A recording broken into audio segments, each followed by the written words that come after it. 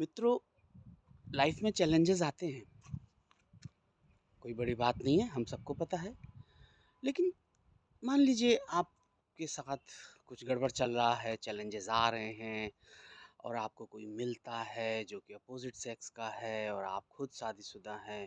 उसके बावजूद कई बार एक्स्ट्रा मैरिटल अफेयर्स हो जाते हैं और कुछ समय तक दोनों ही पक्ष उसका आनंद लेते हैं, लेकिन उसके कुछ समय बाद कुछ कड़वे अनुभव होने लगते हैं। और इस अनुभव को जो एक अर्थ दिया जाता है, वो बड़ा विचित्र होता है। एक व्यक्ति जिसने एक्स्ट्रा मैरिटल अफेयर किया, वो लड़ता भी है, झगड़ता भी है, लेकिन जिसे बोलते हैं एक तरह से मानसिक अवसाद, दुःख, तकलीफ़, तनाव बहुत ज़्यादा उसको फ़ील नहीं होता।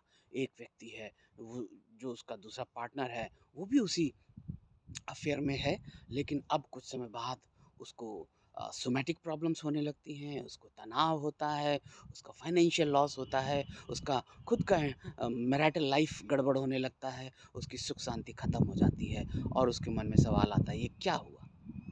लेकिन जो दूसरा पार्टनर है, वो फिर से कुछ नए पंछी ढूँढने लगता है, वो फिर से कुछ नए अ, शिकार ढूँढने लगता है और वो इसके साथ भी है। ये कितनी अजीब बात है।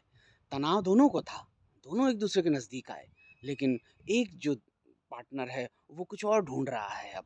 उसको कोई गिल्ट नहीं, उसको कोई परेशानी नहीं। हाँ, वो लड़ता है, रोता है, झगड़ा भी करता है, लेकिन दूसरा पार्टनर है उसको अब अवसाद रहने लगा है, उसको उदासी रहने लगी, उसको सोमैटिक कंप्लेंट्स होते हैं, उसको हेल्थ एंग्जायटी होती है, उसका वज़न बढ़ रहा है।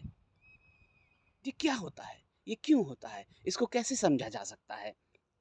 आपको इस बात को ध्यान में रखना पड़ेगा कि हम अपने अनुभवों को जो अर्थ देते हैं, वो हमारी सोच के ऊपर निर्भर करता है, वो हमारे वैल्यू सिस्टम के ऊपर निर्भर करता है, वो हमारे बिलीफ सिस्टम के ऊपर निर्भर करता है। और जिस तरह का बिलीफ सिस्टम, सोच और वैल्यूज़ हमारी होती हैं, उस हिसाब से हम उसको अर्थ देते हैं। और इसी वजह से कुछ लोग इस तरह के अनुभवों में अवसाद में चले जाते हैं, इसी वजह से कुछ लोग इस तरह के अनुभवों में दुखी हो जाते हैं और इसी वजह से, इसी सोच की वजह से कुछ लोग नए शिकार ढूँढते हैं।